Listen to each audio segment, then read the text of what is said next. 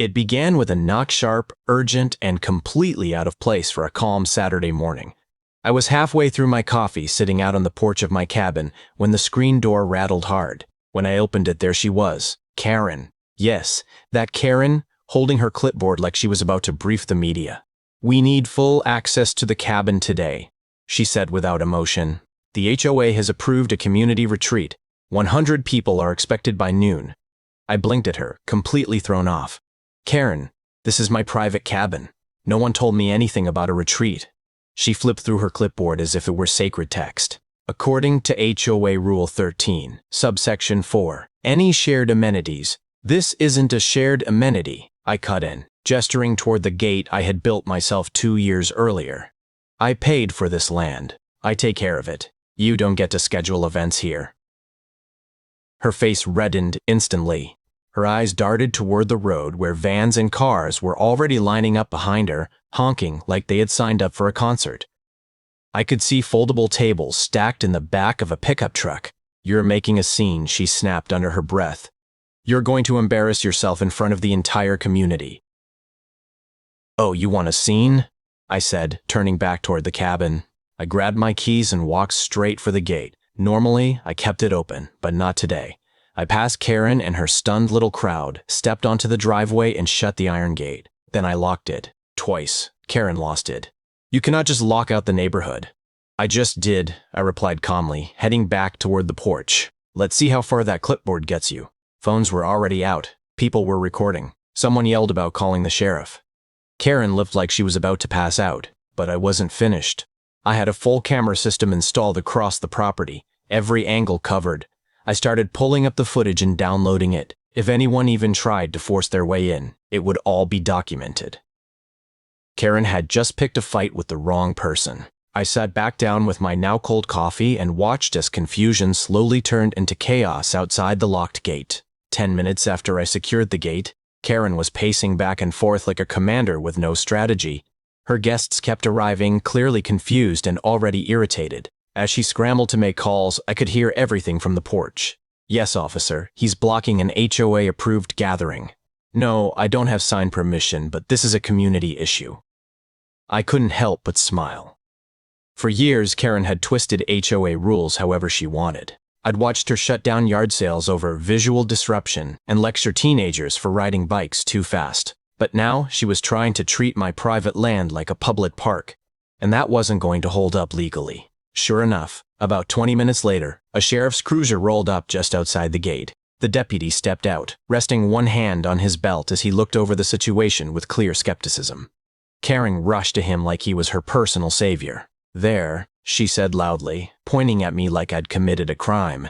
"He's locking us out of the retreat space. We reserved it." The deputy approached the gate, calm and composed. "Sir, would you mind coming down here for a moment?" I walked down, phone in hand, ready with everything, documents, footage, all of it. "Good afternoon, officer." "Just to be clear, this is my property. I have all the paperwork." Karen jumped in immediately, her voice sharp. "He's using it for personal purposes, but it's listed in community records as a common area." I handed over the documents. Actually, it used to be part of the HOA zone about 5 years ago, but when I bought the cabin, I negotiated an exclusion. It's fully independent now. The deputy looked through the paperwork carefully. Karen's expression dropped before he even spoke. He glanced back at her and shrugged slightly.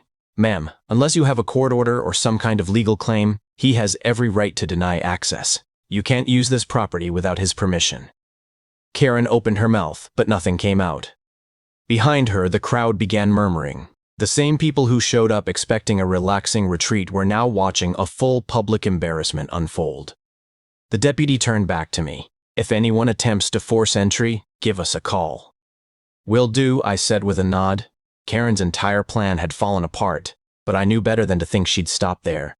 Karen never walked away. She regrouped. And I was right. By Monday morning, 3 letters were taped to my front gate. All from Karen. All packed with legal-sounding nonsense, HOA language, and hollow threats. The first read, "Notice of violation unauthorized use of former HOA grounds." The second was even more absurd. "Intent to fine $500 per day until compliance is achieved." And the third? a bold demand that I host a makeup community retreat within 7 days or face further consequences. I took all 3, walked over to my wood stove, and burned them. But I wasn't naive. I knew exactly what Karen was doing. She wasn't trying to find me, she was trying to scare me. Her goal was simple: bury me in enough HOA terminology until I gave in just to make it stop. She thought eventually I'd throw my hands up and let her use the property for a few hours. Not happening. That same morning, I emailed the HOA board directly. I attached my purchase agreement, the boundary maps, and a clean excerpt from the 2020 amendment, clearly showing my property was excluded from HOA control. My message was short and direct. Any attempt to trespass or assert authority over my property will be considered harassment and handled accordingly.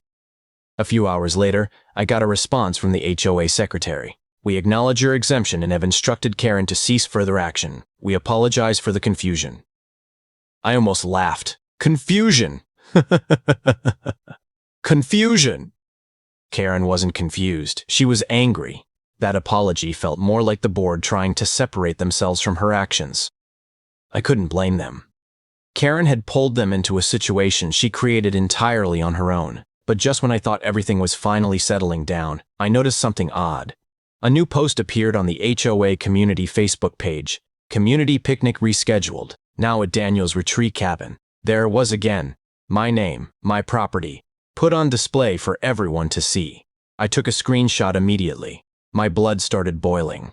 She was still trying to force her way in this time, using social media to manipulate people. I commented directly under the post. False information. This is private property and not open for any HOA event. Anyone who shows up will be considered trespassing. 10 minutes later, the post was gone. But the damage had already been done. She had stirred people up again, and I had a strong feeling she wasn't going to stop at letters or fake posts. This was becoming personal for her. 3 nights after Karen's Facebook stunt, I was suddenly jolted awake by the sound of tires crunching over gravel.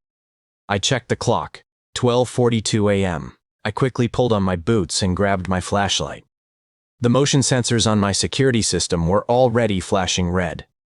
I opened the camera feed on my phone. A black SUV had pulled up just outside the gate. 4 people were unloading folding chairs and a large canopy. I just stared at the screen. Karen had actually sent people in the middle of the night to set things up for her so-called community picnic on my land. I headed straight down the gravel path, my flashlight slicing through the darkness. "Hey," I shouted, "this is private property. What exactly do you think you're doing?" They froze instantly. One of them was holding a clipboard. The others looked around nervously, unsure whether to argue or leave. Finally, one spoke up. "Karen told us this was approved." "Well, Karen lied," I said firmly, stepping closer. "You got 30 seconds to pack everything up and leave before I call the sheriff." That got their attention. They didn't argue. They rushed to load everything back into the SUV, muttering quietly to each other. I recorded the entire scene on my phone just to be safe. As they drove away, my phone buzzed. A message from an unknown number. "You're making this a bigger issue than it needs to be. Don't forget, you still live in this community." Karen. That was the moment I decided I was done playing along. I opened the county records website and started digging. I pulled up the HOA bylaws, land division records, and the official minutes from the 2020 board meeting where my property was formally excluded. Then I organized everything into a clean digital folder and sent it straight to the HOA legal team along with the new footage and Karen's message. The next day, I got a call from Mark, the HOA president. He sounded drained. "Daniel, listen, Karen acted on her own. The board never approved any of this. We're holding an emergency meeting tonight to vote on removing her as event coordinator. This has gone way too far." I nodded, even though he couldn't see me.